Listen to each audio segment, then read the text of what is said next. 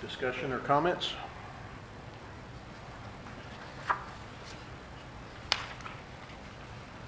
I have any comments. I, Lynn Heath, make a motion to approve the minutes for the October 15th meeting. I have a motion to approve, I second that motion. and we have a second. All those in favor say aye. Aye. All those opposed? Any abstentions? Aye. One abstention. Motion passes. Next, communications, committee and staff report. Les? No news this month. There we go. All right. And the potential residential development report. Looks like we're having some movement in the good direction.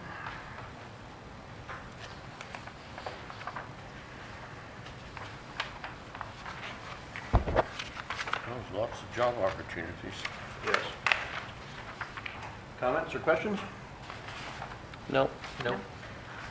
Okay. Let's see here.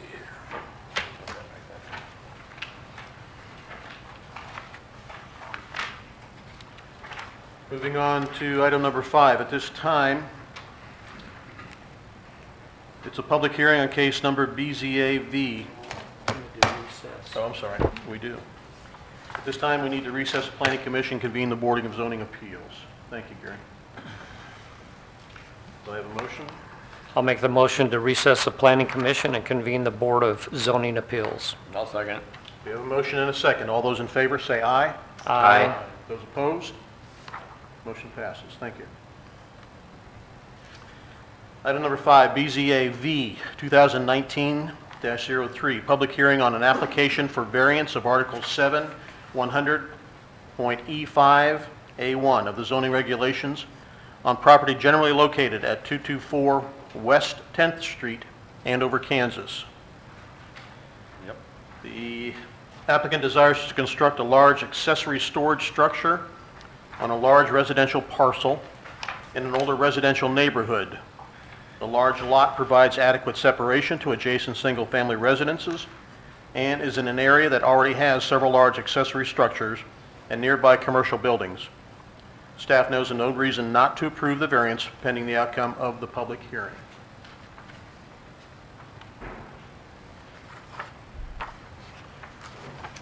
I'd like to go over some things here, please.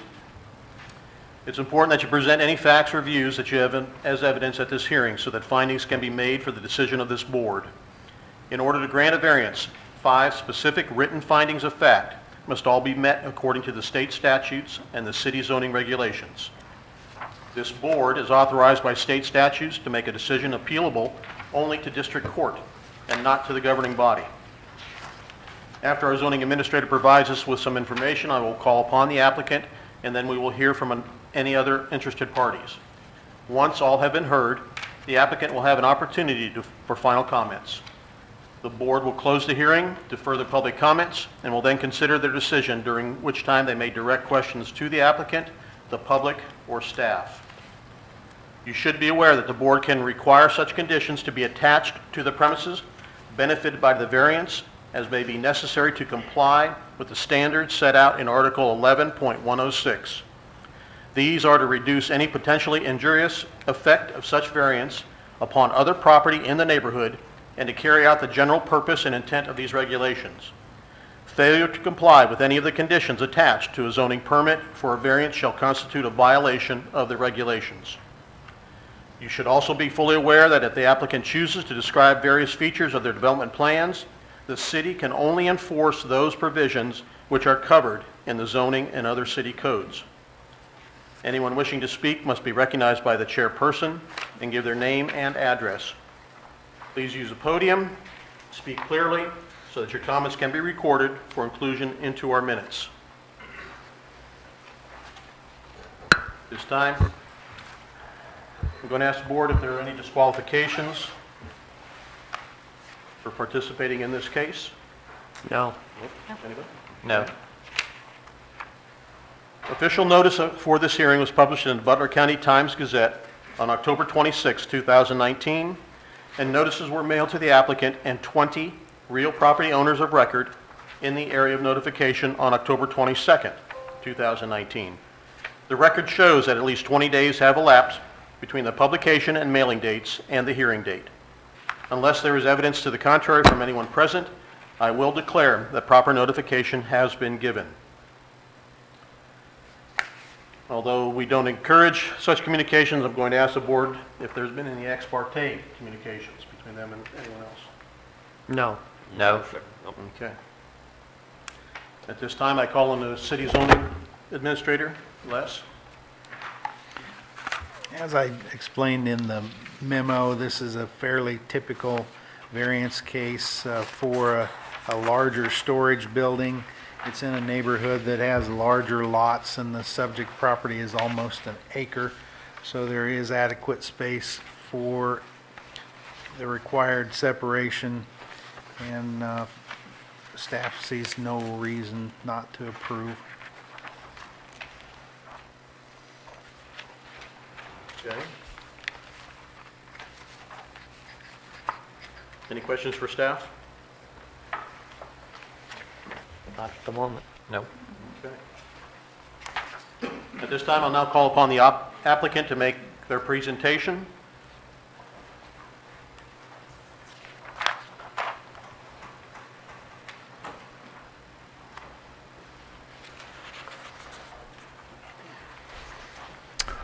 Good evening. My name is Jim Ackerman. I'm the owner of the property on 10th Street.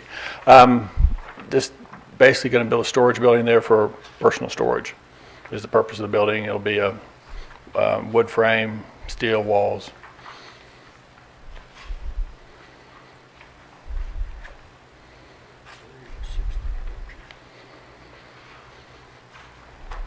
Jim, how tall is the building going to be? Planning I have 16-foot sidewalls, so they're probably 22, 23 feet high. Okay.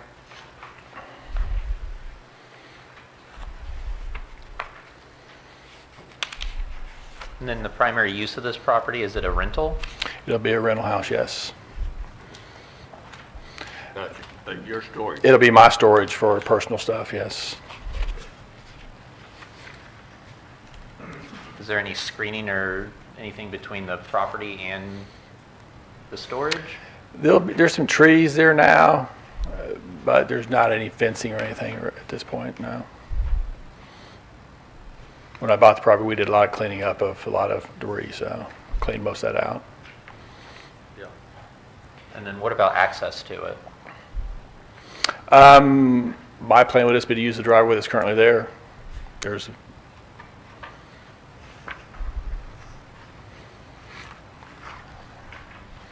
And it's not something that I'm going to be going to on a daily basis. It's probably a weekly, bi-weekly type deal where I'll be going over there, so it's not something I'm going there daily or anything. I'm looking at the aerial. Is there something I'm missing about a drive to the back building, to the new building? No, I would just use the current drive that's there, and probably if I was going to drive back there, go to the side of the garage and drive back there. There's ample room to get back there, so I don't need anything else.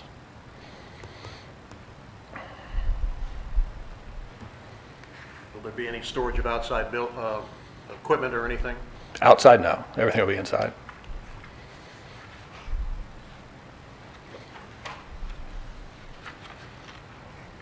And then I'm just going to ask, this is the second variance for a separate property that you've asked for now to build a storage unit for your own personal storage use. Correct. The building, the duplex I'm building over on the Roof Street at this time, I like this. I'm not going to build that storage at this point. So this fits better. It's close to my house. I think if it's that neighborhood better, it'd add value to that house if I ever sell it. That'd be definitely a desirable building to have for somebody bought that house. So I think it makes sense as an investment to put that building there versus the one over on Ruth. Concur. Okay. I was just trying to gauge Right. what the intention is, because if you keep having properties and you keep building storage Correct, units yeah. across, just kind of gauging what your intentions are here. A lot of storage, yeah. Yeah. There are businesses for that too, though, so. Oh, yeah. Okay. Anyone else? Thank you, Mr. Hammond. Thank you. You bet. At this time, are there any members of the public that have comments or questions on this case? I got a question. Yes, sir.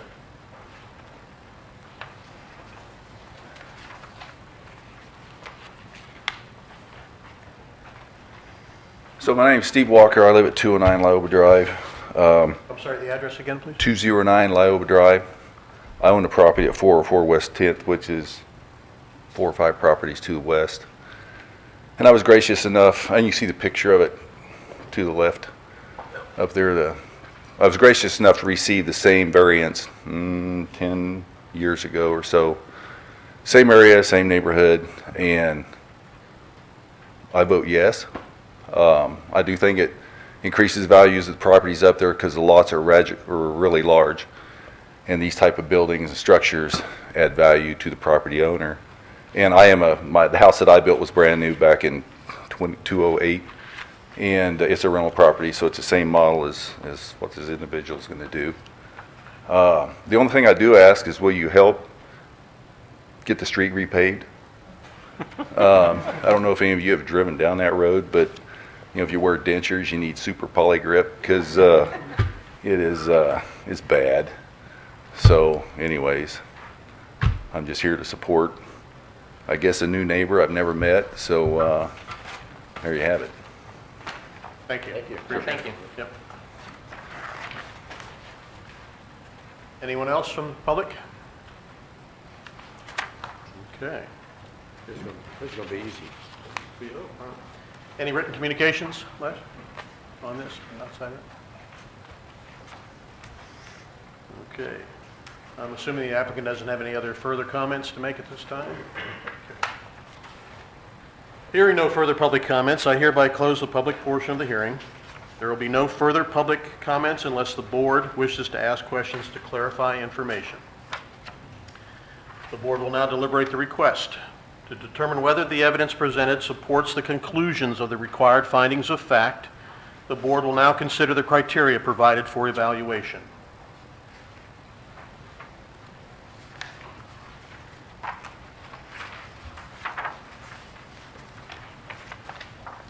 Mr. Chairman, would you like me to go over the findings of facts? That would be helpful. Thank you, Gary. Okay. Number one, the physical surrounding shape or typography of the property would result in a practical difficulty as distinguished from a mere inconvenience for the owner, leasee, or occupant. Staff has commented that the subject lot is .88 acres, which provides a substantial amount of square footage for structures while remaining below the zoning district's maximum allowable lot coverage limit of 30%. Additionally, the large lot size allows for adequate separation from existing and proposed structures to adjoining property and public streets. Would concur with the Concur. staff. Number two, granting the variance will result in material detriment or injury to other property or improvements in the neighborhood. Staff has commented, no detriment or injury to other property or improvements is anticipated. Concur. Number three, granting the variance will result in an inadequate supply of light or air to adjacent property, substantially increased traffic congestion, increased fire risk, or substantially diminished property value in the neighborhood. Again, staff has commented the subject lot is .88 acres, meets all the requirements there, and from what we heard, there will be no additional traffic is expected or as the intended uses for personal storage. Concur. Number four, the request for a variance is not based exclusively on a desire of the owner, leasee, occupant, or applicant to make more money out of the property. Staff has commented the applicant has declared the intended use is to be personal storage as an accessory residential use. Would concur.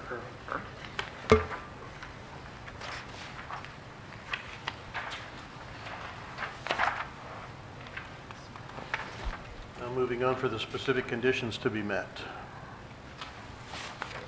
Confirmed on all those, and we go to the next one. Yes.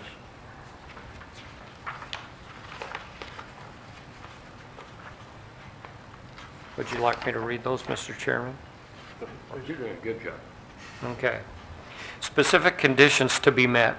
Number one, the requested variance arises from a condition unique to the property in question, which is not ordinarily found in the same zoning district and which has not created by any action of the property owner or the applicant.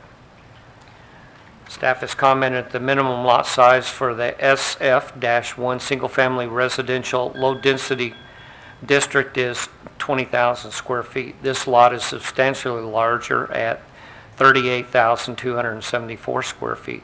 The tree rows surrounding the property present natural screening of the proposed structure.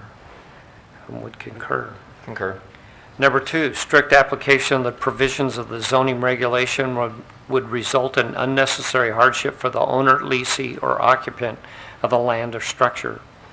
Staff has commented the intent of lot coverage maximum is to promote the health, safety, and general welfare of residents. The subject lot is .88 acres, which provides a substantial amount of square footage for structures while remaining below the zoning district's maximum allowable lot coverage of 30%. We concur. Concur. Number three, granting the variance will not adversely affect the rights of adjacent property owners or residents. Staff has commented the large lot size allows for adequate separation from adjacent properties and would concur. No restriction in vision and stuff like that. Yeah, on setbacks and You things. betcha. Correct. Is that correct, Les? That we would meet all setbacks? Okay. Number four, the requested variance will not adversely affect the public health, safety, morals, order, convenience, prosperity, or general welfare. Staff has commented that because of the lot size, we're all within the maximum allowable lot coverage of 30%. And additionally, the large lot size allows for adequate separation from existing and proposed structures to adjoining properties and public streets. Concur. Concur. And number five, the requested variance will not be opposed to the general spirit and intent of these zoning regulations. Staff has commented that the intent of lot coverage maximum is to promote the health, safety, and general welfare of residents. The subject lot is .88 acres, and there's substantial square footage that is still within the district's maximum allowable lot coverage of 30%. And the large lot will allow for all required setbacks to be adhered to. And would concur on that. Sure.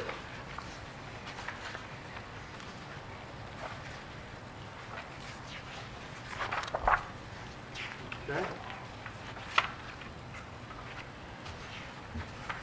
Any further comment? Discussion? At this time, I'm looking for a motion to either approve, disapprove, or table.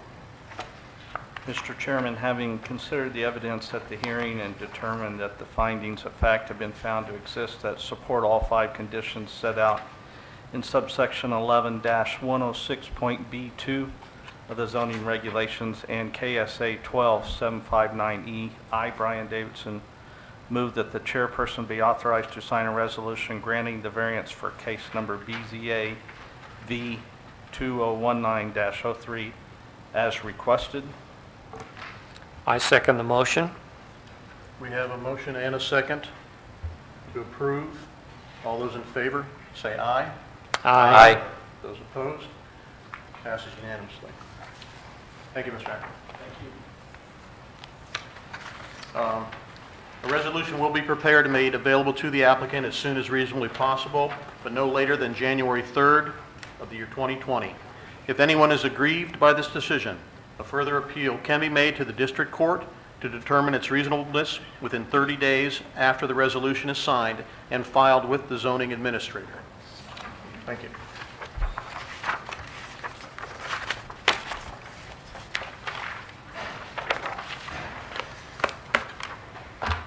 Okay. Excellent.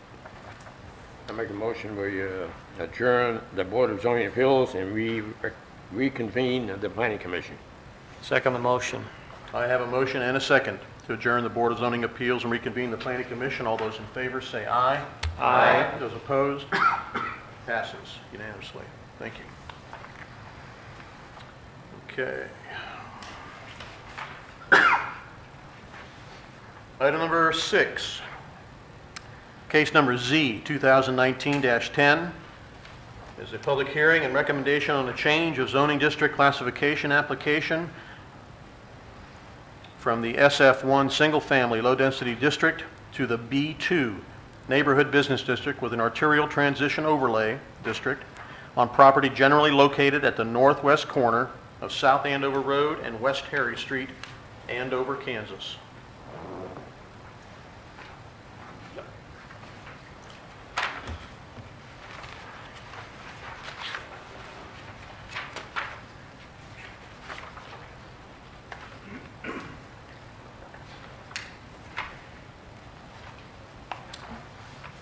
All right. I'm going to ask again, are there any disqualifications on No. this case? No. Official notice for this hearing was published in the Butler County Times-Gazette on September 28, 2019, and notices were mailed to the applicant and 13 real property owners of record in the area of notification on September 18, 2019.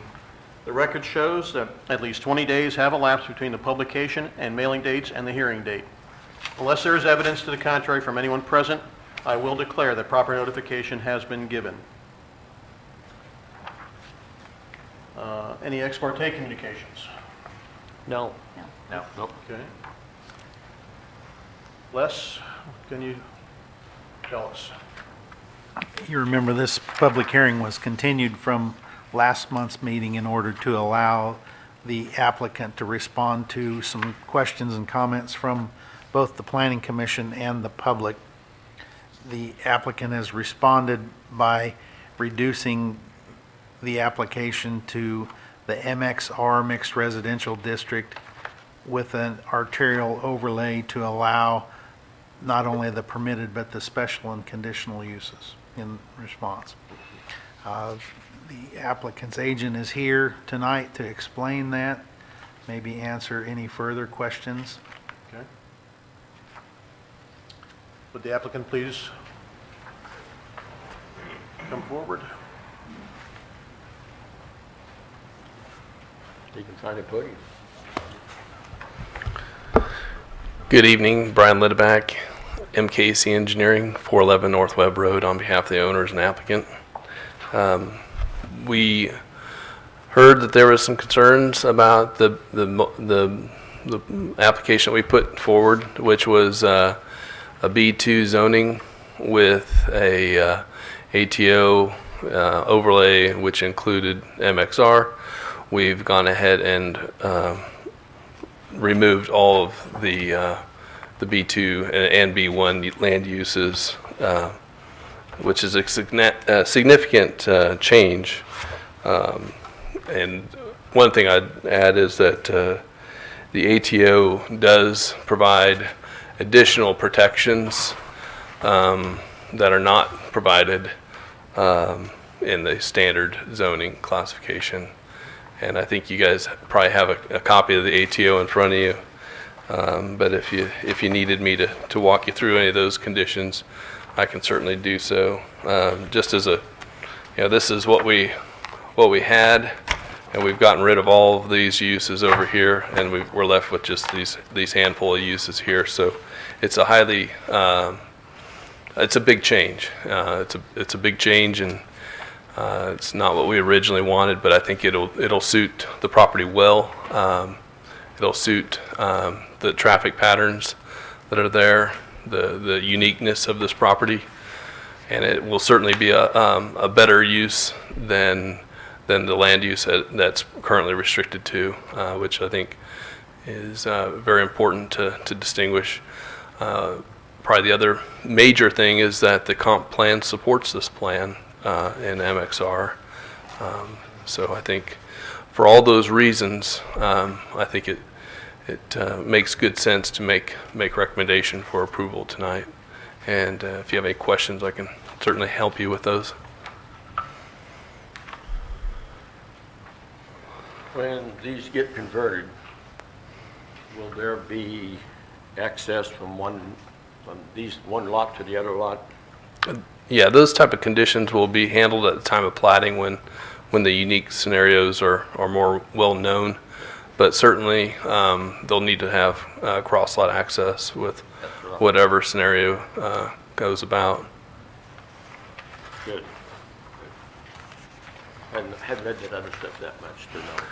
So. And just as a reminder, we did meet with the homeowners in the area well in advance.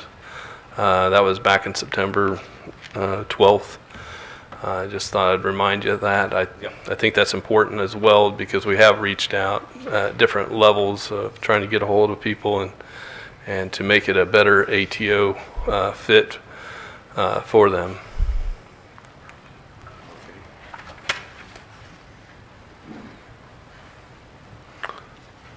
I do have a slide that I could pull up if I might step up and grab the clicker unless the presentation could slide up and go to the landscape, the next one. Next one there. I think this is an important slide to acknowledge that we're planning in advance for screening measures. Even though we're going to have a residential on residential here, we're still going to keep these screening measures in place. We think it makes for a better Andover. We think it makes for a better neighborhood. So I think that's one thing I wanted to point out to you.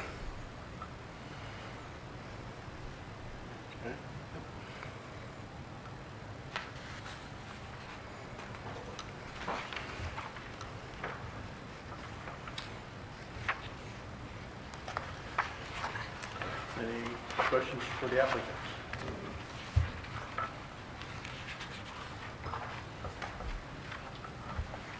All right, thank you. At this time, I'd like to call anyone with public comments on this.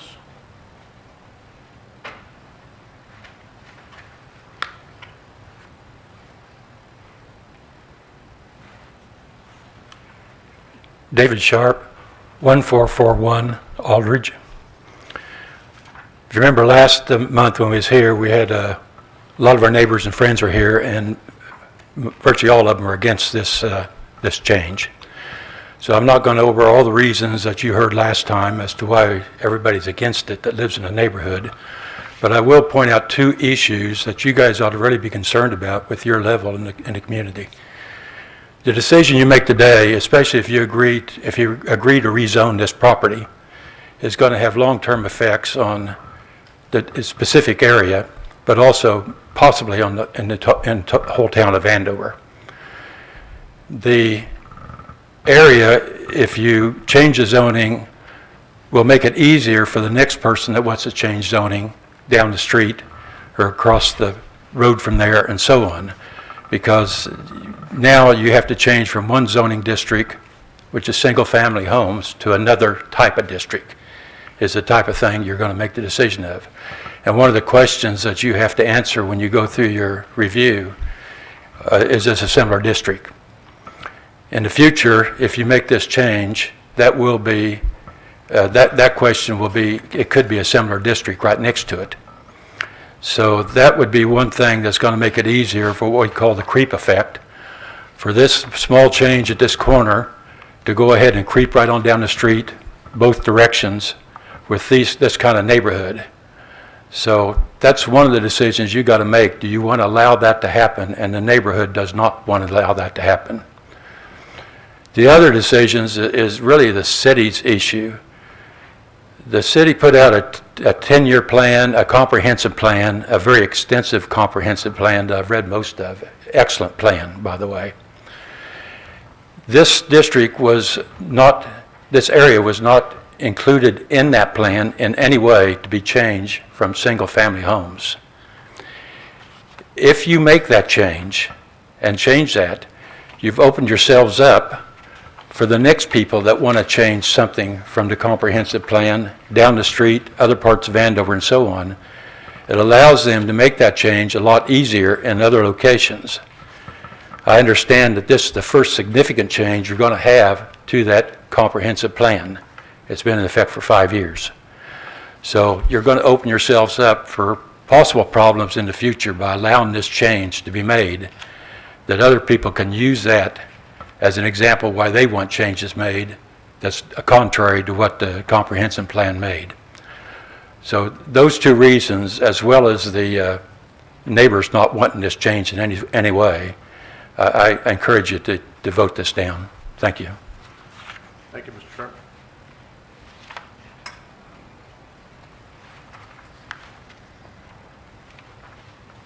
Anyone else from the public?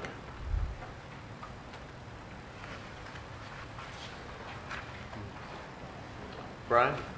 Mr. Lindbeck? If there's no one else from the public that'd like to speak, I'll go ahead and make some corrections to a statement that he made. If you could pull up the slide on the comprehensive plan. This is back. Yes, this is a comprehensive plan slide. It shows residential that's in the comprehensive plan, and residential is approved here, and that's what we're asking for. We're not asking for a business. There's already a business property across the street that's within the zoning classification, so I don't think his statements were correct in what he was suggesting, that our comp plan does not suggest that this would be approved. And I think that's an important distinction to make, and I'm sure the leadership in this room would probably echo that same sentiment. Brian, I have a couple questions. On that, well, I think it's the slide right before, well, we can use that slide. 1501, that's going to stay a single-family home? I can't see what address you have. Oh, I guess I have a. Right there. It's the very top It's one, top north one. north one. Yeah, North lot. those are all part of the MXR that we're asking for. Okay. And so no plans on tearing that house down and putting something new in there? nothing is imminent at this time. Okay, and then same would be on the middle lot?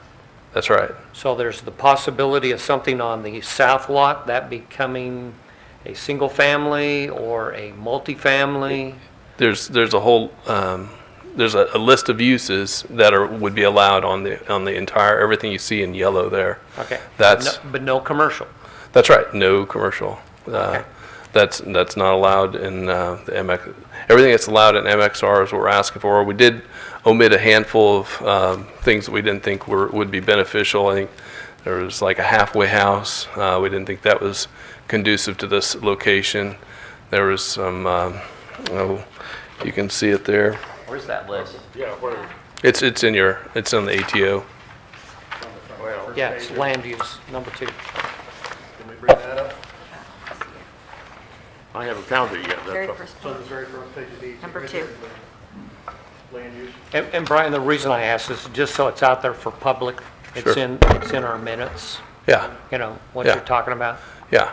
land use, okay.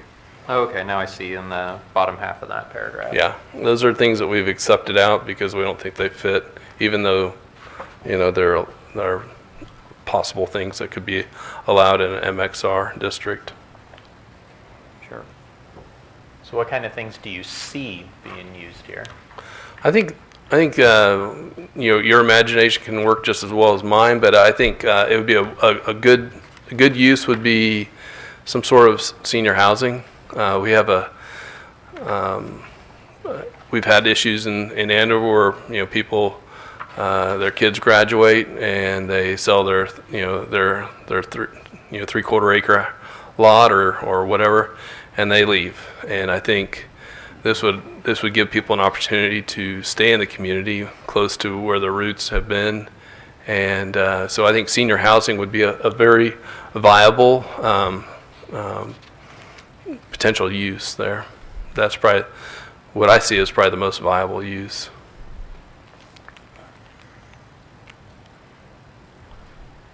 But if a plan came into place, I mean, that could result in removal of one of the, the next property over, for example?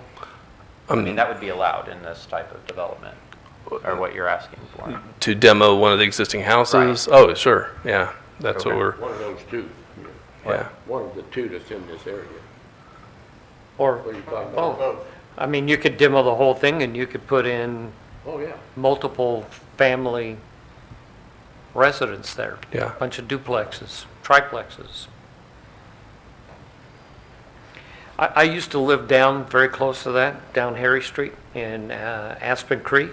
And I remember where there used to be a house on the northeast corner there, and they tore that house down. Yeah. Yeah, it's been vacant for a long time. Yeah. That house, it wasn't torn down. It was Jackson moved. But yeah, If you have a comment, if you'd come to the podium and state your name. I apologize, simple comment. No. but yeah, there's obviously no one's ever built a house there again because I don't know why. Yeah. I have a question for staff, if you want to Okay, sit down or you I want can to stay just there. step away. Les, has there been a traffic study done for Harry and Andover Road? As a matter of fact, Gary, there has. We just got the results of a warrant analysis for traffic signals at that intersection. Back in 2009, when we built the pavement improvements, a signal was not warranted. This latest analysis indicates that signals are warranted there, so we'll be looking to add that into our capital improvement program and hopefully be adding signals in the near future. Thank you. Yeah, the times that I go past there, it just seems that it's gotten more congested, and to me, it almost seems Yeah, depends on the to time. have a convenience store would almost be Depends on the convenient time of day. there. You can't go by there, sometimes of the day, and it's not very busy, but Yeah. at other times, you sit there for a while at the stop sign waiting to get in. Well, the southwest corner is B3, isn't it? Yes, it is. Yeah, Yep. okay. So Les, another question then. If this is approved for this MXR, what would be the responsibility for the property owner to present any plans on what he's building there? What oversight is there after that for what is developed on that land? First responsibility would be plating, at which time they want to make any changes. And then depending on what the uses are, site plan review might be required. It all depends on what the ultimate land use is. Okay. And Les, or anyone from staff, I know the comprehensive plan is a great document, but it's still a living document. It's allowed to change as the city changes and we see needs that come along. Sometimes we can't anticipate something that might be needed in the future. So that's why it's a living document.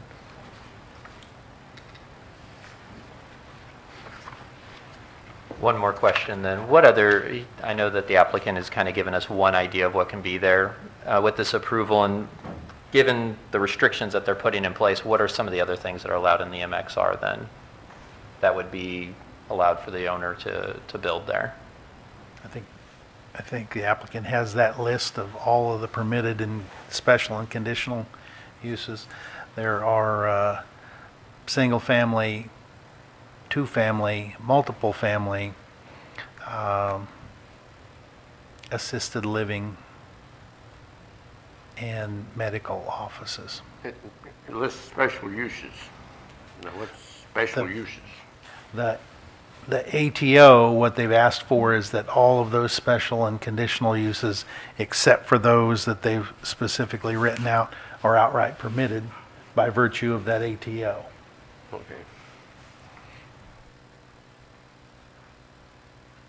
Yeah, because special uses and additional uses doesn't tell us much just by itself.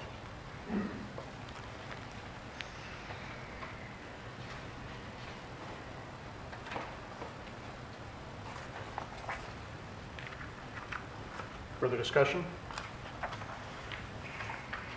And that's just my concern, is just kind of the open-endedness of, what the initial saying is, but what ends up being placed in there. But I know, some of the topic was, what is the access to that lot going to be? And just how would that all be configured with the open plan that they're asking? I think that's all determined, though, at a later stage. Yeah. Yeah. Right.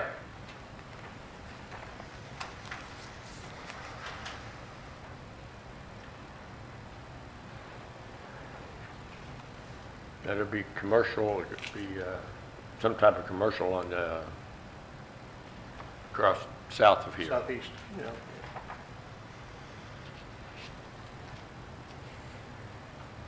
Okay, are we ready to move on? Hearing no further public comments, I hereby close the public portion of the hearing. There will be no further public comments unless the commission wishes to ask questions to clarify information. The Planning Commission will now deliberate the request. There are 14 factors which the commission must consider in order to make findings and ultimately a recommendation. Mr. Chairman, I could read those. Please. Factors and findings. Number 1, do adequate sewage disposal and water supply and all other necessary public facilities, including street access, exist, or can they be provided to serve the uses that would be permitted on the subject property if the change in zoning were approved? Staff, adequate public water, sewer, and streets are available or can be readily extended to the site. Concur. Number 2, if the zoning change request was approved, would the subject property need to be platted or replatted or have in lieu of dedications made in order to provide needed rights-of-way, easements, building setback lines, or access control? Staff, the subject property is currently unplatted. Platting would be required. Concur. Number 3, if the zoning change request was approved, would the subject property need a screening plan for existing or potential uses? Staff, screening and buffering in compliance with the Site Plan Review Committee standards would be required. Concur. Now, is there any requirement between most of what can be in there? Is there any, I don't know of any screening requirements between that and a private residence? Is there? Or whatever.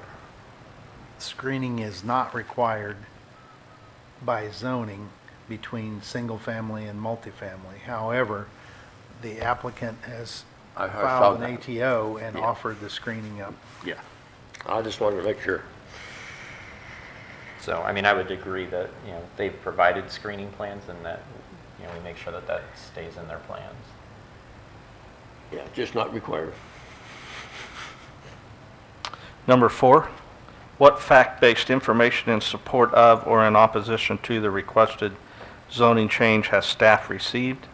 Staff, surrounding single-family residential property owners in the neighborhood are opposed to commercial or higher-density residential uses. Concur. Number 5, if there has been an error in the application of these zoning regulations to the subject property, would the requested zoning change correct the error? Staff, no error is known to exist. Concur. Number 6, how suitable or unsuitable is the subject property for its current zoning? Staff, the close proximity and high traffic volumes of Andover Road and Harry Street make the location less desirable for low-density, single-family residential uses. Concur. And that is one of the problems is, with that, all that traffic down there, who wants to live there in a private home? Number 7, is the length of time the subject property has been vacant or undeveloped under its current zoning a factor in the zoning change request? Staff, no. Concur. 8, how reasonably well-suited will the requested zoning change of the subject property be with the current zoning of nearby properties? Staff, higher density residential and/or limited commercial uses could be screened and buffered to be compatible with surrounding single-family residential uses. Concur. Number 9, has a zoning change been requested because conditions in the area of the subject property have changed or are changing? If so, what is the nature and significance of these conditions? Staff, the increased traffic on Andover Road and Harry Street has made the subject property less suitable for low-density, single-family use. Concur. Number 10, what are the current land uses, character, and condition of the subject property and the surrounding neighborhood? Staff, the surrounding single-family homes are older homes in good condition on large lots. Concur. Number 11, would the proposed zoning change of the subject property allow land uses which might have detrimental effects on nearby properties? And if so, how? Staff, increased building height, activity, traffic, lighting, etc., would have a detrimental effect if not properly screened and buffered. Concur. Now, there is some restrictions on the height of stuff going in this area, isn't there?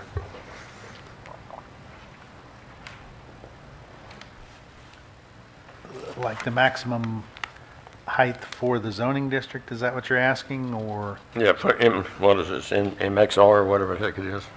Yes, it's 45-foot maximum height.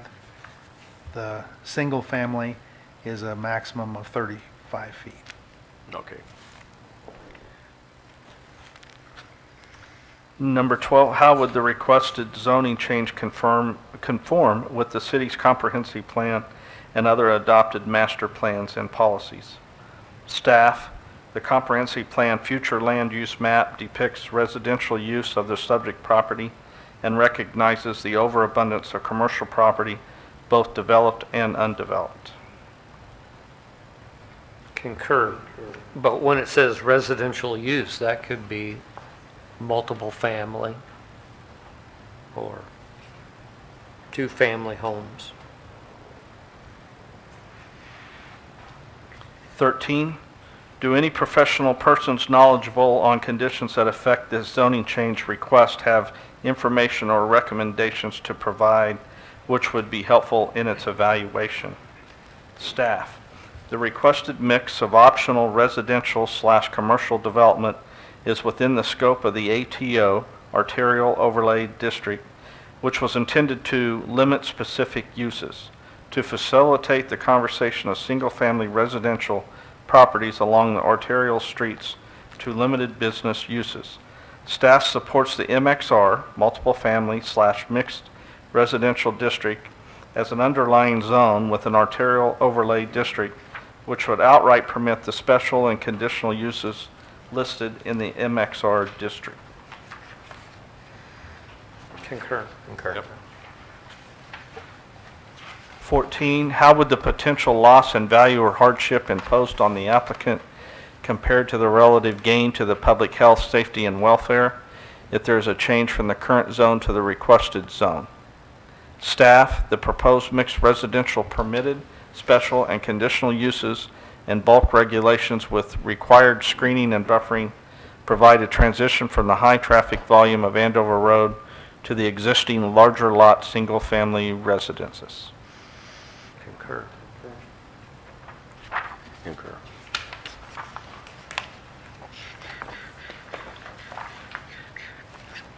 Thank you. Any further discussion, comments? No, can't think.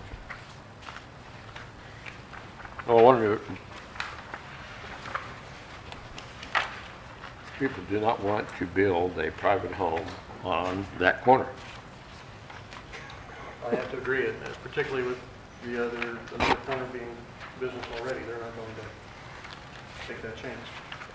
Well, and that's what these big intersections around a lot of places are, or, you know, they'll have like a service station or a Quick Trip or something at these places, legal offices, things like that, that make it so that the high volume of traffic doesn't, helps them rather than interferes with a private home. And I think that it's only going to increase, with the addition of a street light there as well.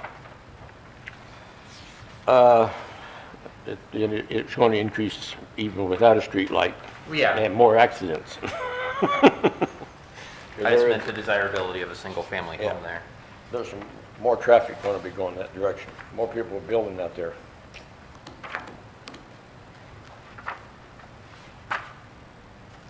Further discussion? Having discussed and reached conclusions on our findings of fact, I would remind the commission that a proper motion should reflect the factors on which it is based. And if approval is recommended, then consideration should be given to any conditions that might be attached. Is there a motion to either recommend approval, modification and approval, disapproval, or to table the discussion?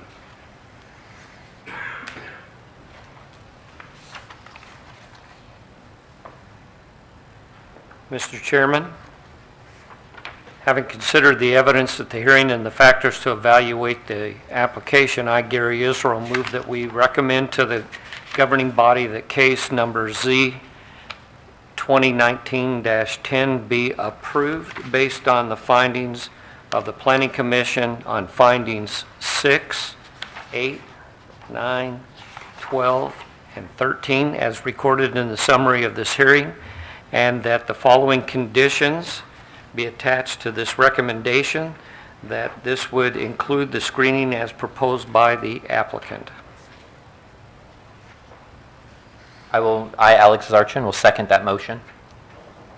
I have a motion and a second to approve case number Z I've 2000. got one question before we, oh, go ahead, and before we vote, I've got a question. We have a motion to approve and a second. Case number Z 2019-10. All those in favor say aye. The only question I have before we say this is the height requirement. Anybody have any problems with that?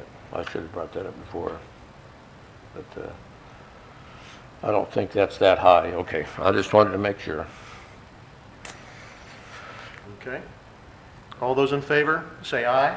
Aye. Those opposed? No opposed? Passes unanimously.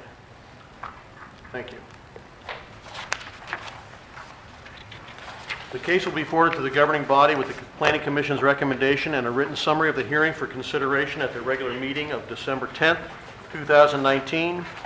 The recording of this hearing will be retained for at least 60 days after the final determination is completed on this case. Protest petitions against the case, but not directed at the Commission's recommendations as such, may be received by the city clerk for 14 days after tonight, which is December 4th, 2019, at 4:30 p.m.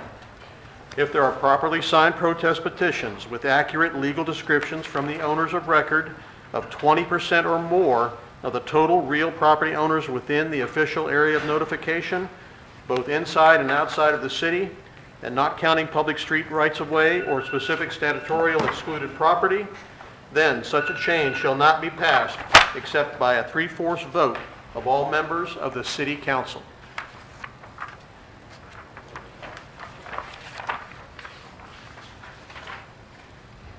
Excellent. Okay. Item number 7, case number Z 2019-12. Public hearing and recommendation of an amendment number 1 to the Summerlin Addition Preliminary Planned Unit Development District and plan located east of North 159th Street East and south of East 21st Street, Andover, Kansas. Applicant desires to amend the PUD to allow a slightly higher residential density in an effort to reduce the per-lot infrastructure cost to a marketable level. Staff knows of no reason not to approve the variance pending the outcome of the public hearing.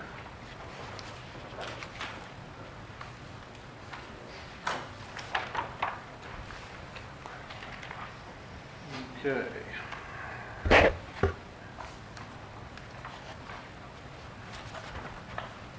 Are there any disqualifications for this case? No. No. Official notice for this hearing was published in the Butler County Times-Gazette on October 26, 2019, and notices were mailed to the applicant and 49 real property owners of record in the area of notification on October 22, 2019. The record shows that at least 20 days have elapsed between the publication and mailing dates and the hearing date. Unless there is evidence to the contrary from anyone present, I will declare that proper notification has been given. Any ex parte communications? No. No. Okay, at this time, Les, any comments? I think most of you were on the planning commission when we heard this several months ago and established the planned unit development. Since that time, the applicant has invested some time in the design of the infrastructure and put an estimate to the cost of the infrastructure and determined that in its current configuration, the potential special assessments for that infrastructure would price the lots out of the market. So what they've asked for here is to add 3 more lots to reduce the overall cost of improvements per lot in an effort to be more in line with what the market will bear. You said 3 more lots? Yes.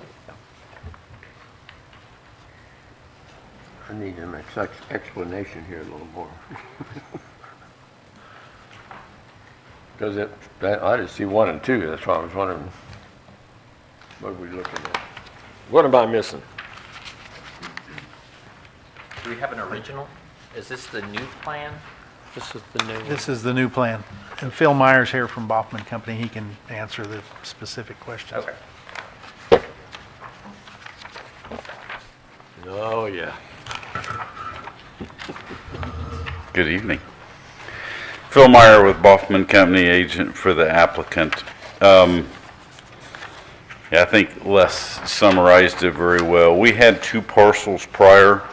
We still have 2 parcels now. The only revisions we made was to the lot width within parcel 1. So the street configurations are the same, the original parcels are the same. We've added 1 lot on the north side of this development, 2 lots on the south, basically taking the minimum lot width from 70 foot to 55 foot. We did do our engineering estimates on it and were high. The thing I would add to you, the developer also took our engineering estimates and some preliminary plans and went out and visited with contractors and got comfortable that we didn't have such a large cushion in our estimate. You know, he got comfortable that, okay, we're not going to get bids that will make this realistic. So that was an additional step that the developer took prior to sitting down and finding a new house plan to fit. He had pretty much put together house plans on our old one. So he sat down and made some adjustments and tweak those footprints around so they can fit on these size lots and he can still hit the market and the desire he was looking for prior.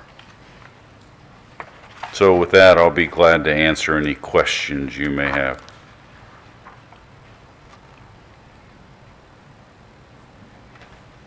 Phil, you mentioned the minimum lot width went from 70 to 55 feet? Yes, sir. Okay. And the house sizes, just for our information, went from how many do you know how many square feet down to how many? I'm not going to be able to answer that. Okay. I think it got deeper. So there's a 5-foot side yard setback, so they got to be at least 45 foot wide. I mean, most of them be is 45 foot wide. I think he pushed them deeper. He's still not looking to change the price point in the market. And a personal opinion, I think Nice Homes builds a good quality house, so they're not going to change their thought process for this one development. Thank you. Does this change any of the lot coverage then? I mean, we're well within percentages of any lot coverage as far as what's being built and open lot coverage. Correct. We did not change lot coverage ratio on it. Okay.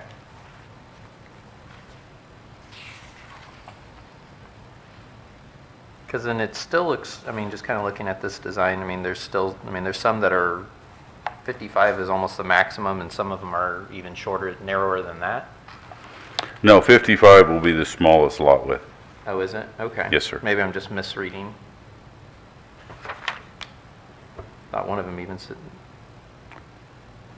There might be a couple dimensions necessary if there's a PI in the middle of the lot, that there might be 2 dimensions on that lot. There's one there 48, but there's a 6. Is that the one you're looking at? yeah, that was the one, 21? 21 was, It's still at 55 feet when you add those two together. okay. Yeah. If you look at the back lot dimension, Okay. that gives you It's 55. perpendicular dimension.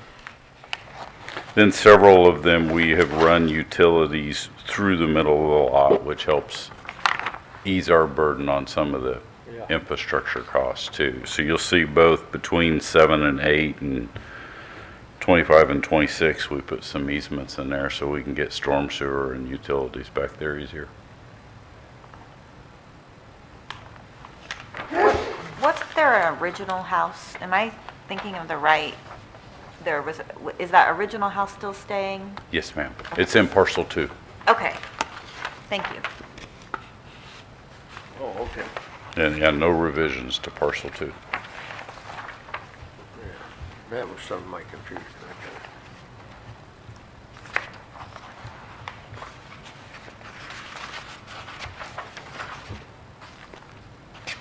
Any other questions, discussion? Thank you. Phil. Thanks. At this time, anyone from the public? Yes, sir. Russell Welch, 1841 North Honeysuckle Circle. Do you guys happen to have this picture up? Oh, fantastic, thank you. Okay, as you can see where the property, he built I call it a dam on the backside. And then I called the city, and the city came out and said since it was agriculture land, he was able to do whatever he wanted to that land. And if you notice, the natural water goes all the way to, it would be the north side. And it goes into Quail Crossing. And it started out to be about 10 feet wide, 4 foot deep to 5 foot deep. And then when he built that, all the water, instead of going to the drains that are south of that, there's 2 drains south of that, water no longer goes there.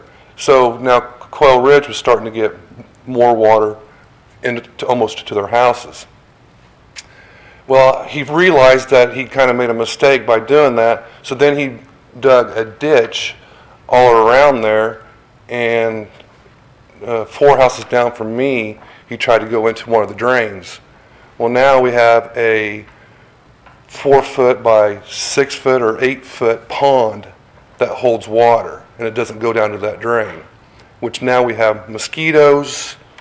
And I was told that the city said if it had standing water there, they'd come back out and have him fix it. Well, it's never been fixed.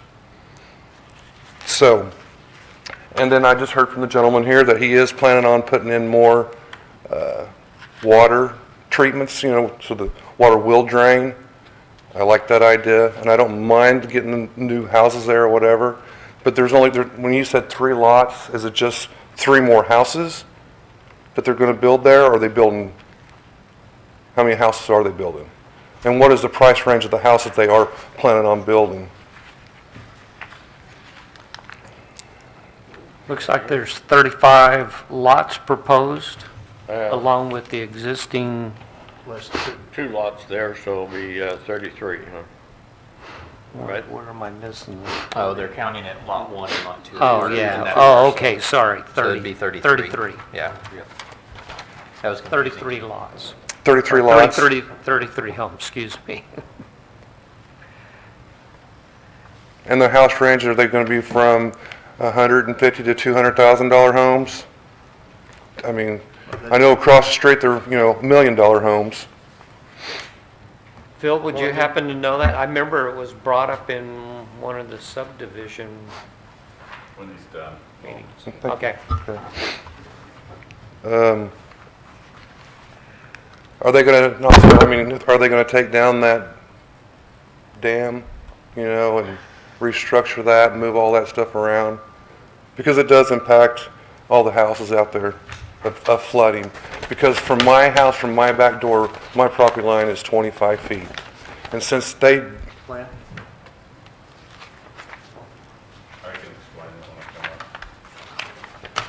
that's all I got. Thank you, guys. Thank you. Thank you. It does presently drain from west to east, and by looking at the contours, it all should run into Kaywood Addition.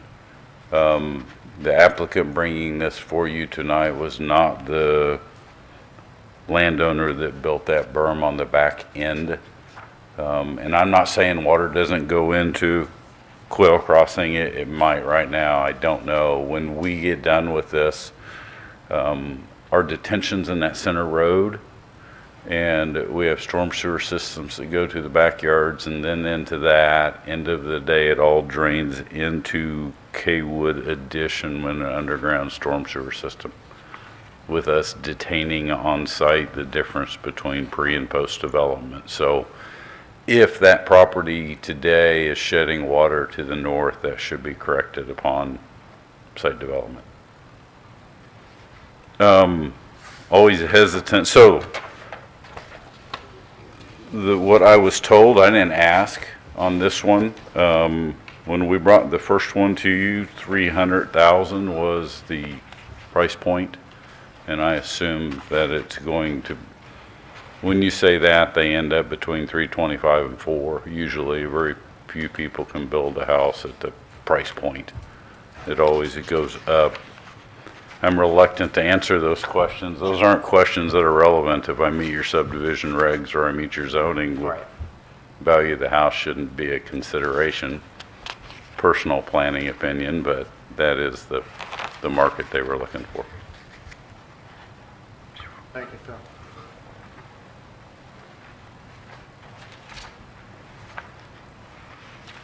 Okay, anyone else from the public? All right. Any written communications been received? Any additional? Hearing no further public comments, I hereby close the public portion of the hearing. There will be no further public comments unless the commission wishes to ask questions to clarify information. The Planning Commission will now deliberate the request.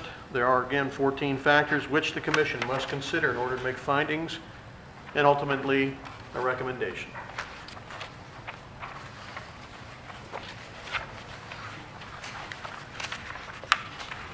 I'll read these. Facts and findings. 1, do adequate sewage disposal and water supply and all other necessary public facilities, including street access, exist, or can they be provided to serve the uses that would be permitted on the subject property if the change in zoning were approved? Staff. All are in place adjacent to the subject property and can be readily extended to serve the development. Concur? Concur.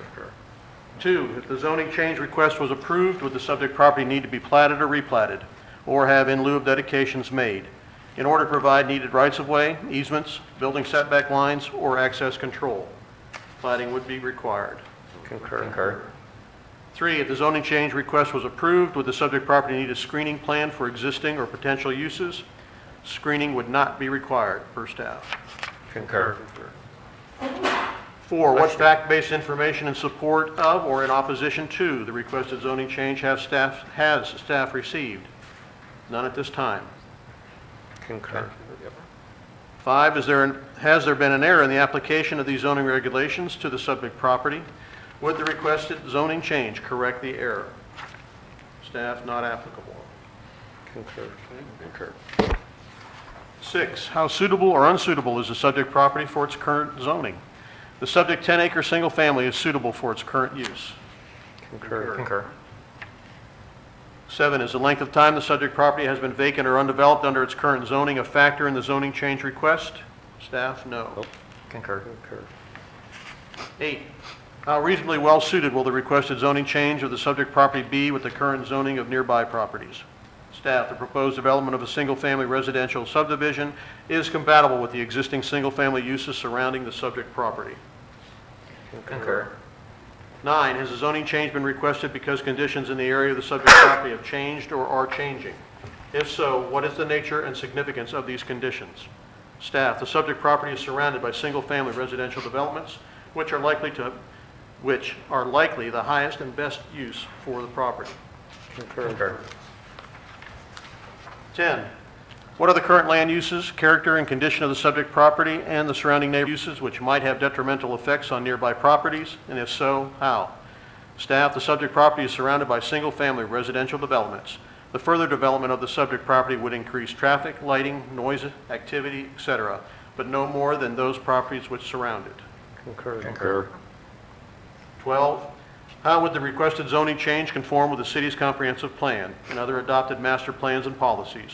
Staff, the comprehensive plan proposes single-family residential uses in the area.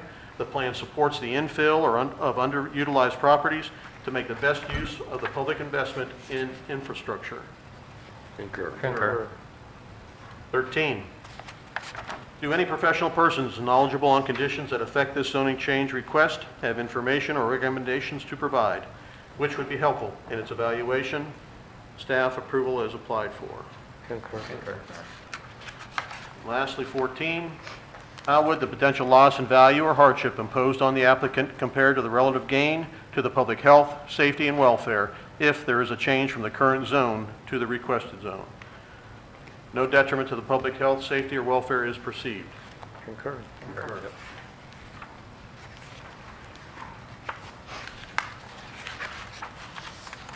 Any further discussion, comment? Having discussed and reached conclusions on our findings of fact, I would remind the Commission that a proper motion should reflect the factors on which it is based, and if approval is recommended, then consideration should be given to any conditions that might be attached. Is there a motion to either recommend approval, modification and approval, disapproval, or to table discussion?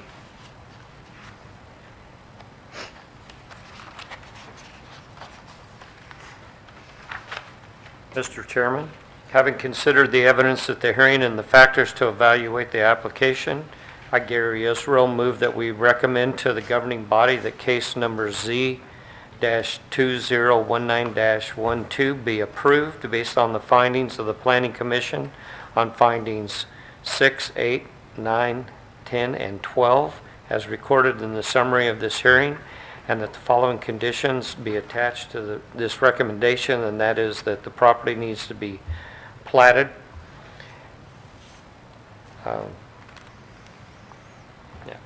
Needs to be platted. Yep. I, Brian Davidson, second. We have a motion and a second to approve case number Z 2019-12.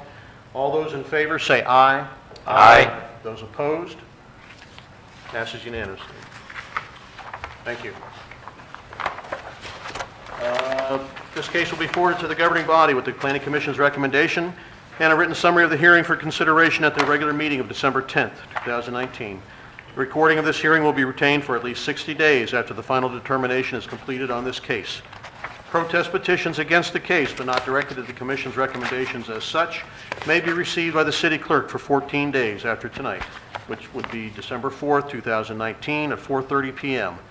If there are properly signed protest petitions with accurate legal descriptions from the owners of record of 20% or more of the total real property owners within the official area of notification, both inside and outside of the city, and not counting public streets of right-of-ways or specific statutorial excluded property, then such a change shall not be passed except by a 3/4 vote of all members of the city council.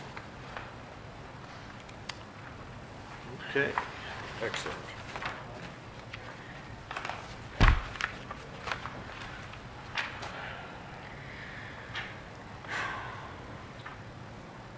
All right, everybody doing okay?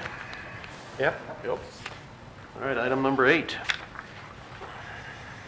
Annexation, and case Z 2019-13. Recommendation for the intent to annex an unplatted tract and a public hearing and recommendation on a change of zoning district classification application from the Agricultural District 40, Butler County, to the SF2 Single Family Residential Medium Density District on property generally located east of North 159th Street East and south of West 13th Street, Andover, Kansas. I thought we already did that. And staff comment, USD 385 desires to annex, zone, and plat the subject property following the settlement of a boundary dispute. Staff knows of no reason not to approve the variance pending the outcome of the public hearing. Yep. I'd forgotten about that part. Okay.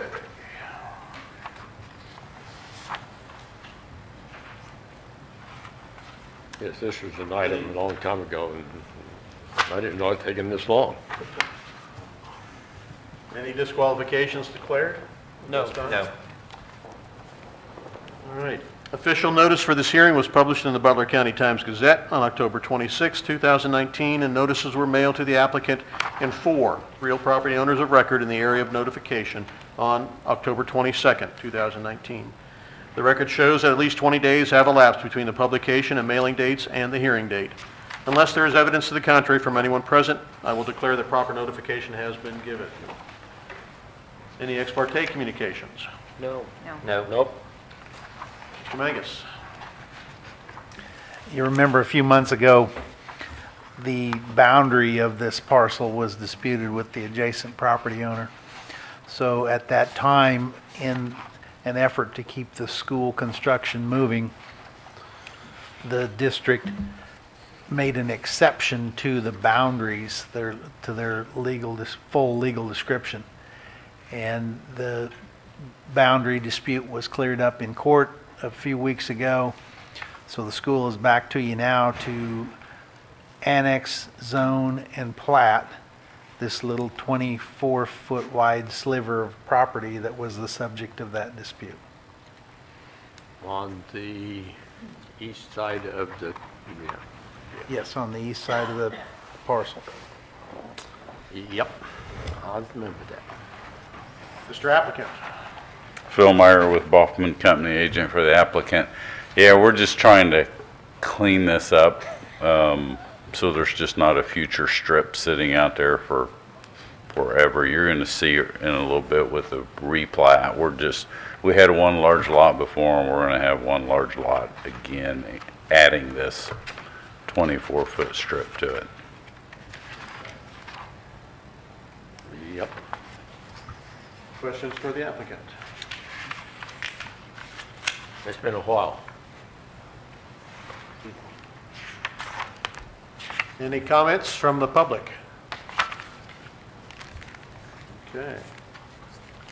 No further written communications. Hearing no further public comments, I hereby close the public portion of the hearing. There will be no further public comments unless the commission wishes to ask questions or clarify information. The Planning Commission will now deliberate at the request. There are 14 factors which the commission must consider in order to make findings and ultimately a recommendation. Mr. Chairman, I'd like to read those for you if possible. You may. Read them fast. Number 1, do adequate sewage disposal and water supply and all other necessary public facilities, including street access, exist, or can they be provided to serve the uses that would be permitted on the subject property if the change in zoning was approved? Would the subject property need to be platted or replatted and have in lieu of dedications occur? If the zoning change request was approved, would the subject property need a screening plan for existing or potential uses? A site plan to the requested zoning change has staff received? None at this time. Concur. Number 5, if there has been an error in the application of these zoning regulations to the subject settlement was reached and the zoning action is an effort to zone the entire USD 385 properly. The subject property is 24-foot wide strip of land that is not suitable for the current agricultural 40 district zoning. Concur. Was an exception to the zoning of the remainder of the property while the boundary dispute was being settled. Concur. Brings the subject property into alignment with the zoning of the parent property and school uses currently under construction. Concur. Said the subject property was the subject of a lawsuit to determine the true and correct property boundary. A settlement was reached and the zoning school uses currently under construction. Concur. Number 10, what are the current land uses, character, and conditions of the subject property and the surrounding neighborhood? Surrounding properties are generally large uses. Concur. Yep. Number 11, would the proposed zoning change of the subject property allow land uses which might be have detrimental effects on nearby properties? Number 12, how would the requested zoning change conform with the city's comprehensive plan and other adopted master plans and policies? Concur. 13, do any professional persons knowledgeable on conditions that affect the zoning change request have information or recommendations to provide which would be loss in value or hardship imposed on the applicant compared to the relative gain to the public health, safety, and welfare if there is a change from the current zone to the requested zone? The detrimental effect of the educational use on the surrounding properties are outweighed by the gain to the public of providing it. Thank you, Gary. Any further discussion? Nope. Okay. Having discussed and reached conclusions on our findings of fact, I would remind the commission that a proper motion should reflect the factors on which it is based, and if approval is recommended, then consideration should be given to any conditions that might be attached. Is there a motion to either recommend approval, modification and approval, disapproval, or to table the discussion? Mr. Chairman, having considered the evidence at the hearing and the factors to evaluate the application, I, Brian Davidson, move that we recommend to the governing body that case number Z-2019-13 be approved based on the findings of the Planning Commission on findings 2, 5, 8, 12, and 14 as recorded in the summary of this hearing, and that the following conditions be attached to this recommendation. I second it. There are no conditions to be added, correct? Correct. I, Lynn Heath, second it. We have a motion and a second to approve case number Z 2019-13. All those in favor, say aye. Aye. Those opposed? Motion passes. Thank you.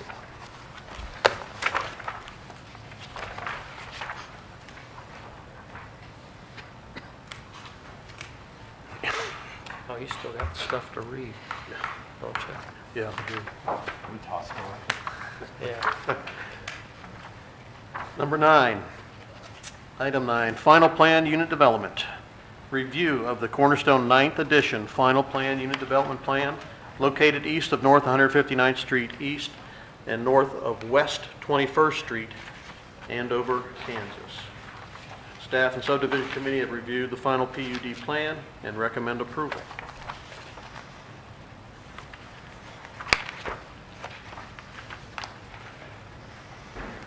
Okay, where is this located?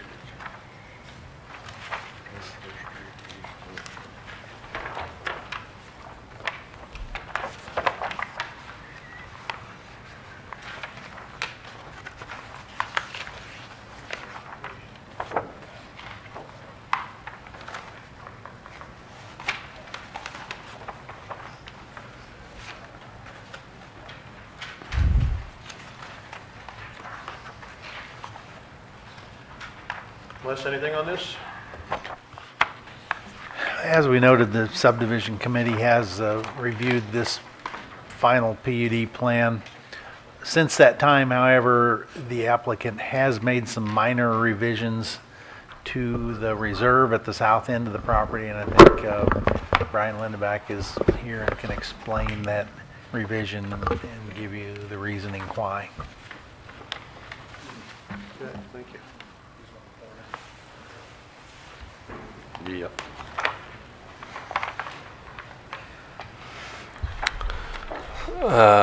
First of all, Brian Liddeback, 411 North Webb Road, on behalf of the owners and applicant.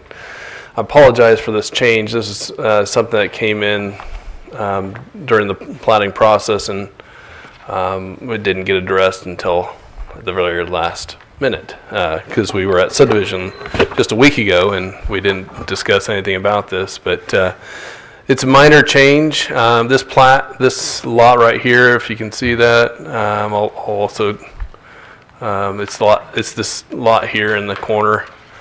That lot is already a platted lot.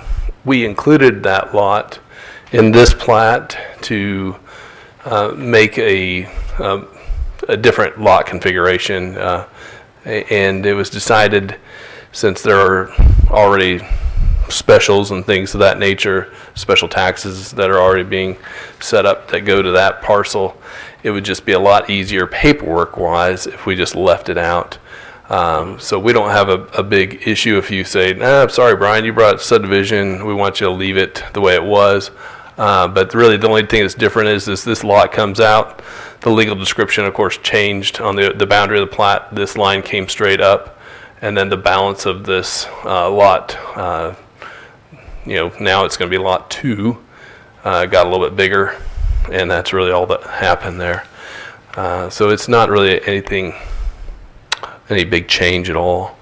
We've been coordinating with Westar and all these things with the utilities and so forth, but yeah, just one of those things that kind of snuck up and we didn't get caught. But either way, I think we're good. It's just more paperwork on one end or less paperwork on the other end. Les, does staff have any issue with this? No, none whatsoever. Okay. Any questions for Brian? Thank you very much. Thank you.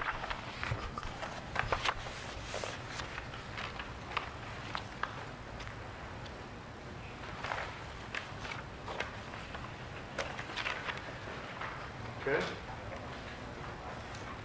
Discussion? I'm looking for a motion then.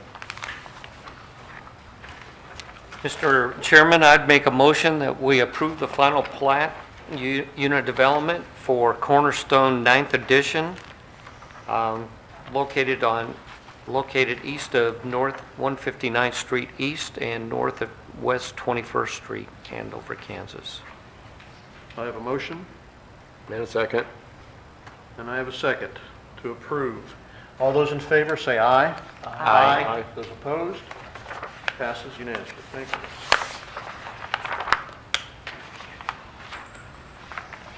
Item number 10, final plat. Review of the USD 385 Meadowlark Second Edition final plat located east of North 159th Street East and south of West 13th Street, Andover, Kansas. Staff and subdivision committee have reviewed the final plat and recommend approval. Okay.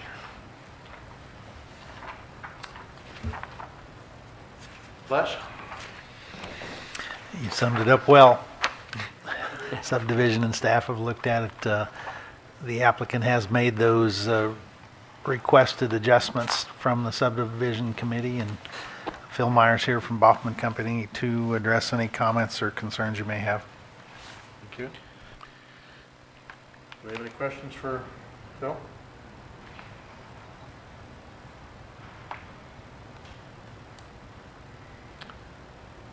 All right then, I'm looking for a motion.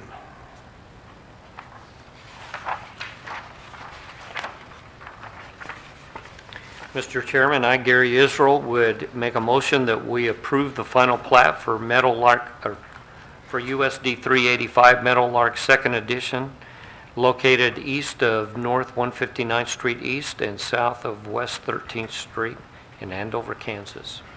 I have a motion. I second. Glenn Heath. I have a motion and a second. All those in favor say aye. Aye. Those opposed? Passes unanimously. Reason to beat a dead horse, is there? Yeah. Okay. Those are easy.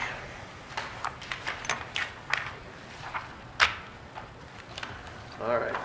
Number 11. Final plat review of the USD 385 Andover High School and Middle School Edition final plat located east of North Andover Road and south of East Aaron Drive, Andover, Kansas. Les, anything? Same story, third verse. Good. That's what we like to hear. Phil is here to address any questions, comments, concerns you have, but they have made the required removal of the notes about the encroachments of some easements. Yeah. They've added the floodplain boundaries and base flood elevations. Okay. You guys fill up?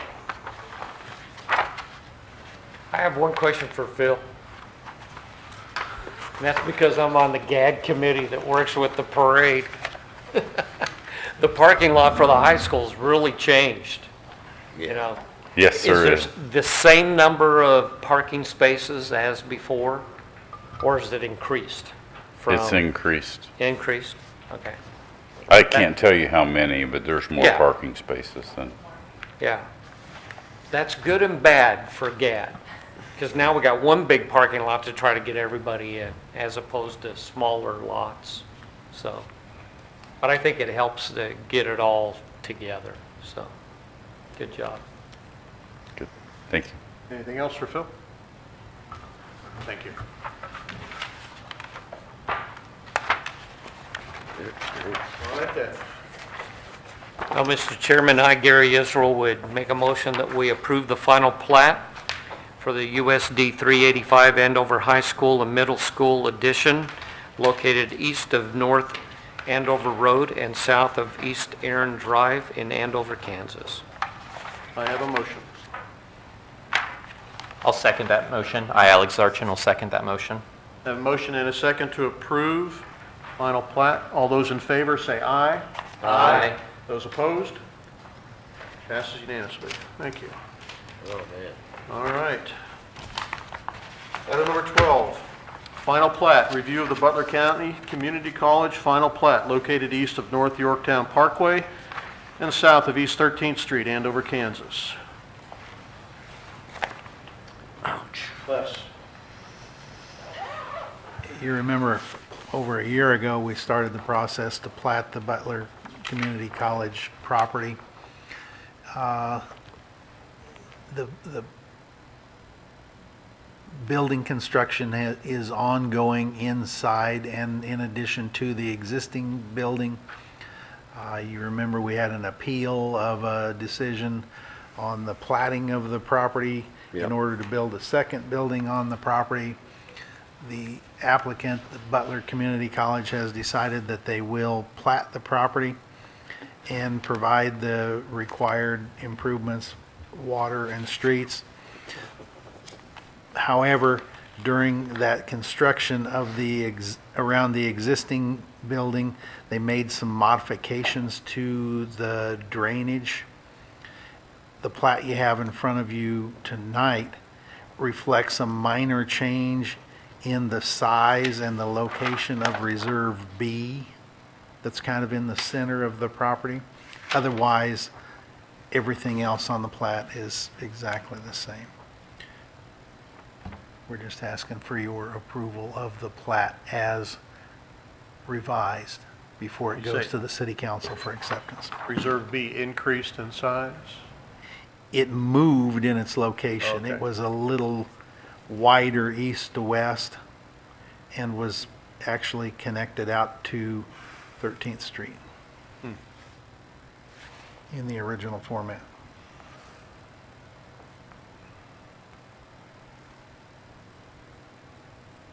Ten-foot electrical line. Okay. Is there a representative of the applicant? No. No? Okay.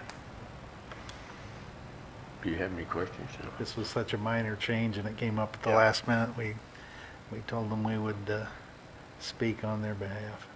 Well, if there's no further comments or questions, I need a motion.